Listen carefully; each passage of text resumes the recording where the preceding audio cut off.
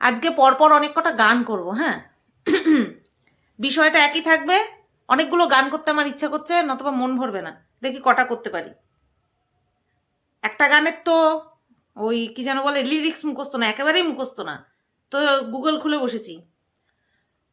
पटना की पट्टी पढ़ा के, पंजाबी दुपट्टा दिला के, कोल्हापुर वाली मिर्ची खिला के, ना चखा के, कोलकाता की मिष्टी खिला के, दे गया दे गया दे गया क्या, धोखा धोखा धोखा धोखा दे गया रे, टक टक टक टक। কালী পূজার গান বন্ধ হলো, তারপরে গিয়ে আমি ভিডিও করছি এখন। তো এইটা এই একটা গান করলাম, তারপরে আরেকটা গান করবো, সেটা হচ্ছে না এটা না। अच्छा सिला दिया तूने मेरे प्यार का, अच्छा सिला दिया तूने मेरे प्यार का, यार ने ही लूट लिया घर यार का, अच्छा सिला दिया तूने मेरे प्यार का। আর কি গান, मेरी भीगी भीगी सी पलकों पे रह गए, जैसे कोई सपना बिखर के, जले मन तेरा भी किसी के मिलन को, अनामिका तू भीतर से। অ্যাকচুয়ালি এগুলি হচ্ছে ওই যে ধোকা দেওয়া গান, বুঝতে পেরেছো? এইবার কেন এই টাইপের গান আমি করছি, কারণ আমার সঙ্গে ধোকা হয়েছে ধোকা হয়েছে ধোকা হয়েছে না, তাই বলে কাঁদতে বসবো না। এটা মানে কোথাও না কোথাও মনে হচ্ছিল, তো শুধুমাত্র প্রমাণের অপেক্ষায় ছিলাম। তো সেই প্রমাণটা একেবারে চাক্ষুষ দেখলাম, জলজ্যান্ত দেখলাম।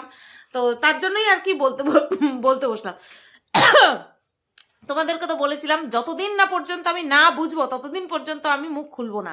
তো যখন বুঝতে পারলাম তখন তো তোমাদেরকে বলবোই। তো বিষয়টা কি, বিষয়টা অবভিয়াসলি টাইটেল থাম্বনেল দেখে তোমরা বুঝতেই পেরেছো, মারুকে নিয়ে বলতে এসেছি। তো প্রথমে ওর ভিডিও নিয়ে বলি। গতকালকে মনে হয় কোনো লাইভ করেনি, অর্থাৎ আমি আজকে যে ভিডিও করছি আজকে মনে হয় মারু কোনো লাইভ করেনি।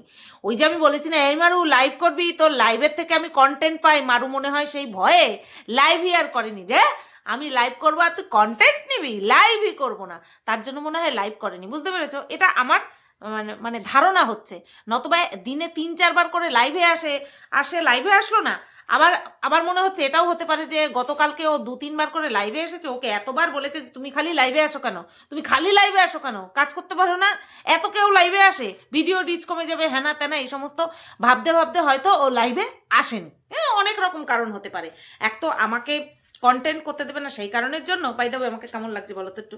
শাড়ি পরে বসেছি আজকে, চশমাটা পরিনি, অনেক রকম পরিবর্তন দেখতে পাচ্ছ। চশমাটা পরে বসিনি, তার জন্য আমার খুব অসুবিধা হচ্ছে, স্ক্রিনের দিকে তাকিয়ে থাকতে হয় তো, আর এখন চোখের মধ্যে জানি কি বাজছে। যাই হোক, যাই বাদুক, চশমা পরে যখন বসিনি, না পরেই ভিডিওটা করি। হ্যাঁ, তো গতকালকে যেই মারু ভিডিও দিয়েছে সেখানটায় খুব সুন্দর করে ভিডিওটা শুরু করলো, দুজনে মিলে শুরু করলো। তারপরে কি দেখলাম, হঠাৎ করে দেখলাম ওরা কোথাও ঘুরু ঘুরু যাবে। আর তার আগে দেখলাম কি, রান্না বান্না করতে ইচ্ছা করছে না, ভাত খেতে ইচ্ছা করছে না, তাই গেছিল কোথায়, দোকানে চিড়ে, খই, দই এই সমস্ত আনতে। তো মুদি দোকানে দই বলতে মিষ্টি দই ওই ফ্রিজে রাখে, আমুলের ছোট ছোট ইয়ে দই পাওয়া যায়, বুঝতে পেরেছো? মিষ্টির দোকান ছাড়াও কিন্তু এমনি দোকানে, মুদি দোকানেও দই পাওয়া যায়, টক দইও পাওয়া যায়, আবার মিষ্টি দইও পাওয়া যায়। এবার দই খই খাবে, ও নিশ্চয়ই টক দই দিয়ে খাবে না, মিষ্টি দই দিয়েই খাবে। তা দই পাইনি, মুড়িও পাইনি, শুধু চিড়া। জানি না কিভাবে শুধু চিড়ে খেয়েছিল, গ্যাস হওয়ার বিষয় থাকে কিন্তু, আশঙ্কা থাকে কিন্তু। দুপুরবেলা খেয়েছে, ভাত না খেয়ে চিড়ে খেয়েছে। ভাত খেলে জানো তো গ্যাস হয় না। এই একটা জিনিস, এই যে আমরা যে ভাত খাই, এই ভাতে কিন্তু কখনো গ্যাস হয় না। ভাতটা শরীর ঠান্ডা রাখে সব সময়, কারণ যেহেতু ভাতটা জলো, যেহেতু ধান চালটা হচ্ছে তো জলে ফুলে গিয়ে তারপরে ভাতে পরিণত হয়, তার জন্য ভাত খেলে কিন্তু শরীর ঠান্ডা থাকে, একমাত্র ভাতেই গ্যাস হয় না। ভাতের সঙ্গে আনুষঙ্গিক আমরা যেগুলো খাই সেগুলো যদি গুরু পাকের হয় তখন গিয়ে আমাদের গ্যাস হয়, পেট গরম হয়, হেনাতানা। বাবা জ্ঞান পাপি আমি, বুঝতে পেরেছো? সমস্ত খাওয়া নিয়ে জ্ঞান দিয়ে দেবো, কারণ একসময় এত পেটের রোগে ভুগেছি, সেই কারণের জন্য এই খাওয়া নিয়ে আমার বেশ জ্ঞান আছে। তো দুপুরে খেলো শুধু চিড়ে। আমি আশ্চর্য হয়ে যাই কিভাবে শুধু চিড়ে খেয়ে কাটিয়ে দিল। খেতে ইচ্ছে করছে না, কিন্তু চিড়ে খেয়ে কাটানো যায় সারাটা দিন? বাপরে বাপ! ওর এই খামখেয়ালির স্বভাব ওর নিজের জন্য ঠিক আছে, কিন্তু ওর মধ্যে এখন একটা জান আছে, তার দিকে তাকিয়ে ও খামখেয়ালিপনা আমার ভীষণ বিরক্ত লাগে। যাই হোক, তারপরে দেখলাম কি, সন্ধেবেলা গুরু গুরু যাবে। কোথায় যাবে? ওই কোন মন্দিরে পুজো হচ্ছে সেইখানটায় যাবে। তো তার জন্য কি করলো? নতুন শাড়ি পরলো। আচ্ছা, এটা তোমরা সবাই বলেছ, এর আগেও বলেছ, যখন কিনা এর মাঝে হাবড়া গিয়ে 4টে না 5টা নাইটি নতুন কিনে নিয়ে আসলো, তখন তোমরা সবাই বলেছিলে, তোমরা অর্থাৎ ওর ভিউয়ার্সরা, আর ওর অনেক ভিউয়ার্স আমাকে দেখতে আসে, সেই কারণেই বললাম তোমরা অনেকেই বলেছিলে যে এই অবস্থাতে, অর্থাৎ এই প্রেগনেন্সি অবস্থাতে নতুন কোনো বস্ত্র পরতে নেই, যতক্ষণ না পর্যন্ত 7 মাসের সাধে শাশুড়ি নতুন শাড়ি দিচ্ছে, নতুন বস্ত্র দিচ্ছে, ততক্ষণ পর্যন্ত নতুন বস্ত্র গায়ে চড়াতে নেই এই সময়। ঠিক আছে? তো নাইটির সময় বলেছ, তো সেই কথাটা আমিও ওকে বলেছিলাম অফ ক্যামেরা, বুঝতে পেরেছো? অফ ক্যামেরা বলেছিলাম, তখন বলেছিল যে না, নাইটি ও অন্যের গায়ে দিয়েই তারপরে পড়েছে। এইবার তখন তো ও বলেনি, তখন তো ডিক্লেয়ার করেনি যে ও প্রেগনেন্ট ছিল। এখন তো ডিক্লেয়ার করেই দিয়েছে যে ও মা হতে চলেছে। তাহলে এই যে এখন নতুন শাড়িটা পরলো, ওর তো বোঝা উচিত ছিল যে এখন আমি নতুন শাড়ি যে পরছি, এটা তো পরতে নেই। দর্শকরা বারণ করবে সেটা পরের কথা, প্রথম কথাই হচ্ছে পরতে নেই, অথবা পরলেও অন্যের গায়ে গলিয়ে নিয়ে, মানে অন্যের গায়ে চাপিয়ে নিয়ে তারপরে পরতে হয়। এবার ওর ঘরে তো আর কোনো মহিলা নেই যে সে পরে নিয়ে তারপরে ওকে দেবে, প্রথমে ওকেই পরতে হবে। এবার ওর বরকে তো আর শাড়িটা পরাতে পারবে না, হয়তো ওর গায়ে একটুখানি রাখতে পারে, সেটাতে শাড়িটা পুরনো হয়ে গেল না, ঠিক আছে, নতুনই থাকলো। আর যদি আমি এরকম দেখেছি, তোমার কি বলে, শাড়ির নতুন কোনো বস্ত্র আনার পরে সামান্য একটুখানি কোনা পুড়িয়ে নিয়ে তারপরে পরে। এবার প্রেগনেন্সির ক্ষেত্রে এরকমটা হয় কিনা তা জানি না, তবে প্রচুর এরকম কমেন্ট দেখলাম ওর কমেন্ট বক্সে যে তুমি কেন কথা শোনো না, তোমাকে তো এর আগেও বলা হয়েছে যে নতুন বস্ত্র পরতে না, তখন কিন্তু ডিক্লেয়ার করেছিল না। যাই হোক, শাড়ি ঠাড়ি পরলো, পরে নিয়ে গেল ঘুরতে। এই সময়টাতে প্রয়োজন ছাড়া বাড়ির বাইরে বেরোতে নেই, প্লাস হচ্ছে আবার রাত্রেবেলা। না বলে লাভ নেই, কারণ আমার কথা তো ছেড়েই দাও, ওকে ওর ভালো যারা শুভাকাঙ্ক্ষী আর কি, হিতাকাঙ্ক্ষী, আর এই সময়ে চরম শত্রুও না হিতাকাঙ্ক্ষী হয়ে যাবে, তাই না? যে এতদিন যা হয়েছে হয়েছে, এখন তো মা হতে চলেছে, এখন ওকে নিয়ে কোনো খারাপ কথা ভাববও না, বলা তো দূরের কথা, মনেই আসবে না ওকে নিয়ে কোনো খারাপ কথা। তো আমিও বলেছিলাম, অফ ক্যামেরাও বলেছি, অন ক্যামেরাও বলেছি যে এখন ঘোরার বাতিকটা কমা, প্রচুর ঘুরেছিস, ইন ফিউচারেও ঘুরতে পারবি, কিন্তু এই সময়টাতে ঘুরতে বেরোস না। কিন্তু ওর মন মানে না, ও খালি ঘুরতে বেরিয়ে পড়ে। আচ্ছা, ঘুরতে বেরিয়েছে, এসে আবার লাইভ করেছে, শর্ট ভিডিও করেছে, এসে আবার লাইভও করেছে। এইসব করতে কিন্তু ডাক্তার একদম বারণ করেনি, ডাক্তারের কাছে গিয়ে হুমড়ি খেয়েই মনে বলেছিল, আমি কিন্তু দেখেন ডাক্তারবাবু, আমি কিন্তু সোশ্যাল মিডিয়ায় কাজ করি, আমি কিন্তু সোশ্যাল মিডিয়ার কাজকর্ম বন্ধ করতে পারবো না, দরকার পড়লে রান্নাবান্না আমার বরকে দিয়ে করাবো, হ্যাঁ, কাজের থেকে এসে দরকার পড়ে আমি আমার জন্য রান্না করে দেবে, কিন্তু আমি নাচ গান করা বা ভিডিও করা কিন্তু আমি বন্ধ করতে পারবো না, ঠিক আছে? ওর জন্যই মারু বলেছে যে ওর ডাক্তার বলেছে ওকে কাজ করতে নিষেধ করেছে, বুঝলে কি না? তো যাই হোক, সুস্থ আছে, সুস্থ থাকুক, কাজ করতে পারবে না, বেড রেস্টে থাকতে হবে, এরকম অবস্থা যেন না হয়। দিব্য হেসে খেলে বেড়াক, তাতে যদি ও কাজ না করে ও রিলস বানায়, করুক।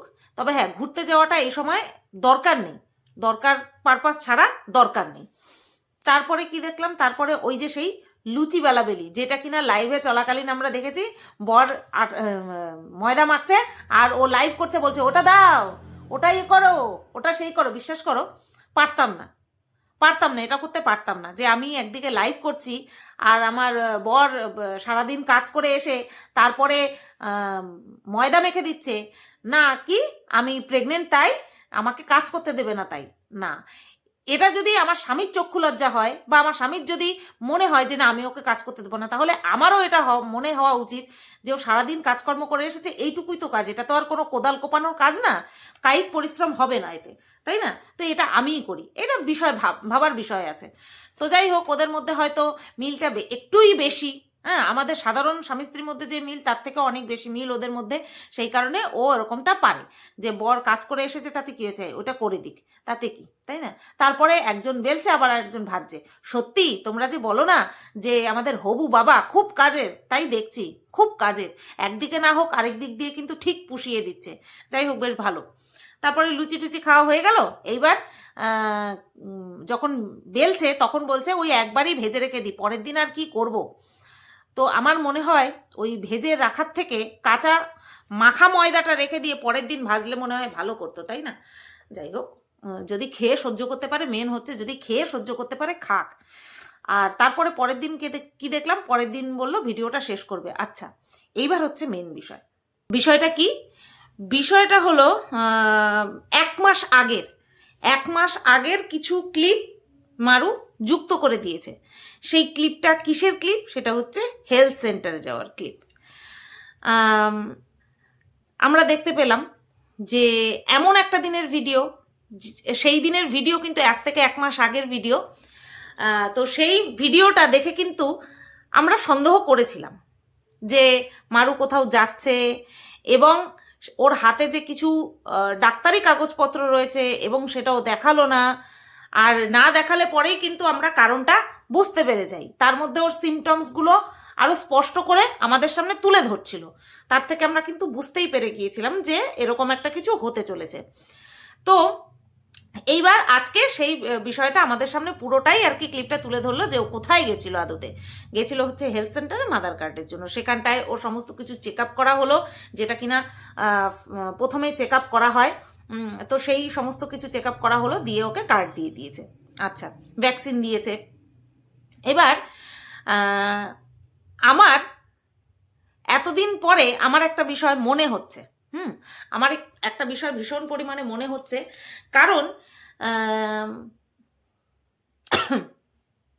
অ্যাকচুয়ালি আমি জানি বলবো না, আমাকে জানানো হয়েছে যে মধু আন্টির সাথে মারুর কোনো যোগাযোগ নেই, ভার্বালিও কোনো যোগাযোগ নেই, অর্থাৎ মৌখিকভাবে মানে ফোনালাপও পর্যন্ত হয় না, যেটা কিনা আমাকে জানানো হয়েছে। আর যার জন্য আমি দুই পক্ষকেই প্রচণ্ড পরিমাণে ফোর্স করেছিলাম যে কথা বল বা কথা বলো, দেখা করো, এরকমও বলেছিলাম। তোমরা দরকার পড়লে যাও, অফ ক্যামেরা যাও, সবসময় যে অন ক্যামেরা সব কিছু দেখাতেই হবে এমন কোনো বিষয় না। তোমাদের যদি অন ক্যামেরা দেখানোর জন্য তোমাদের পরিবারের মধ্যে কোনো অশান্তির সৃষ্টি হয়, তাহলে তোমরা অন ক্যামেরা দেখিও না। আজকে বলি, মধু আন্টি আমাকেও বলেছিল তার কাছে যাওয়ার জন্য, তার মন যেহেতু খারাপ ছিল তার জন্য। কিন্তু আমি ওই সময়টাতে এই যে একটা ডিসিশন, আমি প্রথমে একবার ভেবেও ছিলাম যে হ্যাঁ যাব, কিন্তু তারপরে সেই ডিসিশন থেকে আমি নিজেকে বিরত রাখি। কারণটা কি? কারণটা হচ্ছে আমি যদি যেতাম তাহলে, আর আমাকে সেই সময় অনেকে বলেও ছিল যে মধু আন্টি কীরকম আছে না আছে, শুধু তুমি একবার যাও। আমাকে কিন্তু সেই সময় অনেক কমেন্টও এসেছিল। আমি কি বলেছিলাম যে না, আমি যাব না। যদি কোনো সময় মধু আন্টির কিছু বলার হয়, সে নিজে চ্যানেল ক্রিয়েট করে বলতে পারে, তোমাদেরকে দেখাতে পারে যে সে কেমন আছে, অথবা তার মেয়ের চ্যানেল থেকেই সে দেখাবে। যবে দেখাবে তবেই কিন্তু তোমরা জানতে পারবে। আমার কিন্তু বিশ্বাস করো, মধু আন্টির কাছে যাওয়া আমার কোনো ব্যাপার ছিল না।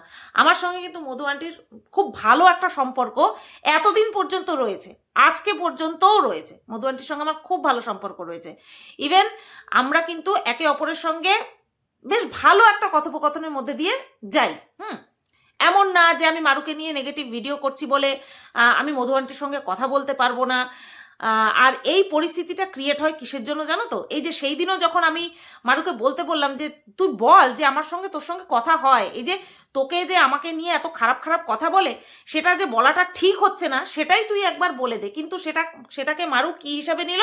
নেগেটিভভাবে নিল। ভাই, আমার মনের মধ্যে কোনো পাপ নেই, আমার মনের মধ্যে কোনো প্যাচ নেই যে আমি ভেতরে ভেতরে কথা বলতে পারছি, এদিকে বাইরে মানুষকে বলতে কাতরাবো না, এমন কোনো বাধ্যবাধকতা আমি রাখি না।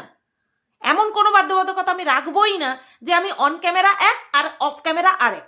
আমি এই বিষয়টা বুঝতে পারিনি যে মারুর এত ইনসিকিউরিটি ফিল করবে মারু, ঠিক আছে? নতবা হয়তো আমি এতটা অধিকারবোধ দেখাতামই না। তো সেই দিক থেকেও আমি বলছি যে আমার কিন্তু মধু আন্টির সঙ্গেও একটা ভালো সম্পর্ক আছে। আমি তো অন্তত আমার দিক থেকে রেখেছি, সব কিছুর পরেও কিন্তু আমি আমার দিক থেকে রেখেছি। ইভেন এই যে আমাকে নিয়ে যে মারুরা করেছিল না, বিষয়টা ঘটেছিল মন্দিরাদের সঙ্গে ওই সময়টাতে রানাঘাটে থাকতে, আমি কিন্তু সেই সব ভুলে গিয়েই কিন্তু মারুর সাথে কথা বলেছিলাম, সমস্ত কিছু ভুলে গিয়ে মারুর সাথে কথা বলেছিলাম। হ্যাঁ, আমাদের হবু বাবাকে আমি ক্ষমা করতে পারিনি, পারিনি ক্ষমা করতে, কারণ যেই নোংরামো আমি শুনেছি নিজের কানে, আমি পারিনি ক্ষমা করতে। তো সেটা আমার দ্বারা সম্ভব না। যদি কোনোদিনও ওর মানবিকতা জাগে, যদি কোনোদিনও মন থেকে ক্ষমা চায়, তাহলেই হয়তো সম্ভব হবে, যেটা কিনা ও এখন আর প্রয়োজন বোধ করে না, কারণ এখন অনেক বড় ব্লগার হয়ে গেছে। তো ও নিজেও অনেক বড় ব্লগার হয়ে গেছে। আর ওই যে মানুষ যখন ফেমাস হয়ে যায়, মানুষের যখন পয়সা হয়ে যায়, তখন সে তার অতীতকে মনেই রাখতে চায় না। সে যে একটা অতীত ফেলে রেখে এসেছে, সেই অতীতটাকে সে মনেই রাখতে চায় না। তাহলে কার কি? আমি যদি মনেই রাখতে না চাই যে আমি আগে এই টাইমে এইভাবে আমি অসহায় হয়ে পড়েছিলাম, আমাকে কারো দ্বারস্থ হতে হয়েছিল, কারো সাহায্য চাইতে হয়েছিল, সেটা যদি সে মনেই না রাখে, তাহলে তার মধ্যে কৃতজ্ঞতা বোধটা থাকবে কি করে? থাকবে না তো। তো যাই হোক, আমি কিন্তু সমস্ত কিছু ভুলে গিয়েই কিন্তু কথা বলেছিলাম, কিন্তু বারবার মনে করিয়ে দেওয়া হয়েছে যে তারা এখন মস্ত বড় ব্লগার, তারা এখন অন ক্যামেরাতে আমার সঙ্গে যে সম্পর্ক রেখেছে, অফ ক্যামেরাতে যে সম্পর্ক, মোটামুটি সম্পর্ক মানে কি, যে নর্মাল যে একটা সুস্থ কথোপকথন হয়, সেটা কিন্তু অন ক্যামেরাতে বলতে তারা কাতরেছে, রীতিমতন কাতরেছে। আমি কিন্তু কোনো রকম কোনো মানে ঘুরিয়ে ঘাড়িয়ে কথা বলিনি। যাই হোক, এইবার মারুর সঙ্গে মধু আন্টির এমন না যে মার কাট, একটা ইগো বশত মা মেয়ের মধ্যে কথোপকথন বন্ধ হয়েছে, যেটা কিনা আমি জানি বা আমাকে জানানো হয়েছে বলতে পারো। কারণ আমাকে যদি না জানানো হয়, আমি তো জানতে পারতাম না। তো আমি বহুত চেষ্টা করেছি দুজনকে কথা বলিয়ে দেওয়ার জন্য, দুজনের মধ্যে যাতে কথা হয়ে যায়। অফ ক্যামেরাতেই আমি চেষ্টা করেছি, অন ক্যামেরাতে কখনো, আমি বলেছি, তোমাদেরকে বলেছি যে আমি চেষ্টা করেছি, ঠিক আছে। কারণ অনেকে তো আমাকে পুরোপুরি মারুর বিরুদ্ধ একটা ক্যারেক্টার বলে সাব্যস্ত করার চেষ্টা করে, সেই কারণের জন্য তোমাদের সামনে আমি বলেছি যে হ্যাঁ, আমি চেষ্টা করেছি। তারপরে এবার তারা কথা বলবে কি বলবে না, নাকি বলেছে, আমার কোনো আইডিয়া নেই। কিন্তু প্রত্যেকটা কন্ট্রোভার্সি ক্রিয়েটারের মধ্যে যারা যারা কিনা মারুর এগেনস্টে ভিডিও করে, তারা কিন্তু প্রত্যেকেই বলেছে যে রীতিমতন মধু আন্টির সঙ্গে যোগাযোগও আছে, মধু আন্টি যাতায়াতও করে। আবার একজন তো প্যাক মেরে বলেছে আমাকে, রীতিমতন আমাকে উদ্দেশ্য করে প্যাক মেরে বলেছে যে মারু একমাত্র মেয়ে, মারুর মাথা গোজার ঠাঁই নিয়ে অন্য কেউ চিন্তা করে, হাস্যকর। আমি ভাবলাম হ্যাঁ, সত্যিই তো, একটাই তো মাত্র মেয়ে, আমি কেন এত চিন্তা করছি? সত্যিই হাস্যকর। আমি নিজের উপরেই নিজে হেসে দিয়েছি। সত্যি ঠিকই বলেছে, আমাকে ব্যঙ্গ করে বললেও কথাটা কিন্তু ঠিকই বলেছে। তারপরে ভাবছি যে এত মানুষ বলছে, সত্যিই কি যোগাযোগ আছে? সত্যি কি যোগাযোগ আছে, নাকি আমাকে যেটা জানানো হচ্ছে সেটা সত্যি জানানো হচ্ছে? ভাই, একটা মানুষ এইভাবে যখন কথা বলে যে সুতপা সত্যি নেই, বা সুতপাদি বিশ্বাস করো আমার সঙ্গে, মার সঙ্গে কিন্তু কথা হয় না, সত্যিই কথা নেই, আমি কি ভাববো বলো? আমার কি প্রয়োজন আছে অন্যকে মিথ্যে কথা বলার? যে আমার সঙ্গে আমার মার কথা হয় কি হয় না, সেটা আমি অন্যকে নিয়ে মিথ্যে কথা কেন বলবো? অন্যকে যদি আমি বলি মিথ্যে কথা কেন বলবো? সত্যিই বলবো, কারণ এর মধ্যে তো কোনো ট্র্যাপ নেই। আছে কি ট্র্যাপ? তো নেই, নাকি আছে আমাকে ফাঁসানোর? আমি বুঝি না ভাই, আমি এত কিছু বুঝি না। আমি বললাম না, আমি এত প্যাচ ঘষ বুঝি না। সোজা সাপটা মানুষ, আমি সোজা সাপটা কথা বুঝি। আমার সামনে যদি কেউ প্যাচ ঘষ দিয়ে কথা বলে, ধর ছাতা, তার ব্রেন হ্যাং হোক গাজাক। তো এই কারণের জন্য আমি তোমাদের কাছেও বকা খাই, আমি সবার কাছেই বকা খাই এর জন্য, যে তুই বুঝিস না, তুমি বোঝো না, তোমার পিছনে এই হচ্ছে। ভাই, আমি পারি না বুঝতে। তো আমার এখন একটা বিষয় মনে হচ্ছে, ইগো কত দূর হতে পারে। আমি নিজেকে বলছি, কথাটা আমি নিজেকে বলছি, আমি তোমাদেরকে বলছি না, জানো তো। একটা মানুষের ইগো কত দূর হতে পারে, যে একটা মেয়ে বাড়ির লোকজন, বাপ মা সবার কাছ থেকে দূরে রয়েছে, তাদের সঙ্গে মুখোমুখি হতে পারছে না, দেখা করতে পারছে না, যেটা কিনা প্রিটেন্ড করা হচ্ছে, বা যেটা কিনা আমাকে বলা হয়েছে। সেই মেয়েটা জীবনে প্রথম প্রেগনেন্ট, মা হতে চলেছে। সেই যে উত্তেজনা, একটা আনন্দ, একটা স্বর্গীয় অনুভূতি, সেই অনুভূতিটা কি তার মার সঙ্গে শেয়ার না করে থেকেছে? আমার কাছে এখন ভীষণ বড়, আমি নিজেকে নিজে বারবার প্রশ্ন করছি, এটা কি সম্ভব মধু আন্টি? এটা কি সম্ভব যে তুমি মানুষ চোখ মুখ দেখে বুঝতে পেরেছো, যেহেতু তুমি হেলথ সেন্টারে কাজ করো, এইসব নিয়েই তোমার চর্চা, তুমি এক ঝটকায় বুঝে নিতে পারবে যে কে প্রেগনেন্ট না, বা তার কি সমস্যা হচ্ছে। কিন্তু এটা তোমার মা মেয়ের ব্যাপার, তোমার একমাত্র মেয়ে, একটা সন্তান হোক 10টা সন্তান হোক, সে জীবনে প্রথমবার মা হতে চলেছে, সে কি তোমাকে না জানিয়ে থেকেছে? আমার বিশাল এখন মানে আমার নিজের হাসি পাচ্ছে, নিজের উপর দয়া হচ্ছে, লজ্জা লাগছে, যে সত্যি কি তুমি আমাকে যেটা বলেছো সেটা কি সত্যি? আমার যেন এখন বিশ্বাস করতে কষ্ট হচ্ছে। কারণ এরকম যদি কিছু হয়, সবার প্রথমে স্বামী, তারপরে মা, নিজের মা। সবার প্রথমে স্বামীকে জানাবে, তারপরে মা। ওই দুনিয়াকে জানাক 3 মাস 5 মাস, যবে মানুষে বুঝতে পারবে তবে বুঝুক, কিন্তু মাকে তো দিনের দিন প্রথমে স্বামী, তারপরে দিনের দিন মা। এই এই এই এই এই এই আমার এখন বিশাল পরিমাণে মনে না কামড় দিচ্ছে মধু আন্টি, বিশাল পরিমাণে কামড় দিচ্ছে। এটা হতে পারে না। তোমার মেয়ে প্রেগনেন্ট, মারু প্রেগনেন্ট, আজ থেকে 1 মাস আগের ভিডিওতে আমরা দেখলাম সেই ক্লিপটা যুক্ত করেছে যে মাদার কার্ড হাতে পেয়েছে, তাহলে তার আগেই ও জানতে পেরে গেছে যে ও প্রেগনেন্ট, আর তোমাকে সেটা বলেনি। এটা বিশ্বাস করা খুব অসুবিধা হচ্ছে। আমি জানি না তুমি মারুর সঙ্গে দেখা করতে গেছো কিনা গোবরডাঙ্গা স্কুটি করে, আমি জানি না, তবে এটা আর মানতে পারলাম না। এটা আমি যে চাক্ষুষ প্রমাণ পেয়েছি সেটা না, মানে চাক্ষুষ যে তোমাকে কথা বলতে শুনেছি সেটা কিন্তু না, কিন্তু এই যে একটা মেয়ে মা হতে যাওয়া, তার বাপ মায়ের সঙ্গে হাজারো অশান্তি থাকুক, তোমরা মেনে নিয়েছো জামাইকে সেটা বোঝাই গেছে। তোমার শ্বশুর বাড়ির পক্ষ থেকে, তোমার শ্বশুরের পক্ষ থেকে, মানে মধু আন্টির শ্বশুরের একটুখানি মানতে নারাজ, সেই ব্যাপারটা ঠিক আছে, কিন্তু যেখানটায় তোমার মানতে কোনো অসুবিধা নেই সেখানে তোমার সঙ্গে এই বিষয়টা নিয়ে কথা হয়নি, বড্ড কষ্ট হচ্ছে এবার মানতেই পারছি না, আর মানতে পারছি না। যাই হোক, কথা হচ্ছে একটাই, তোমরা অফ ক্যামেরা কথা বলো, যাতায়াত করো, কোনো অসুবিধা নেই। আমাকে কি মিথ্যা কথা বললে আমার খুব খারাপ লাগছে, আমার খুব নিজের জন্য খারাপ লাগছে, নিজের জন্য কষ্ট হচ্ছে। আমাকে কি মিথ্যা কথা বললে? কি দরকার ছিল? যদি সত্যিই বলে থাকো, কি দরকার ছিল বলার? আমি তো জানতে চাইনি মধু আন্টি, তাই না?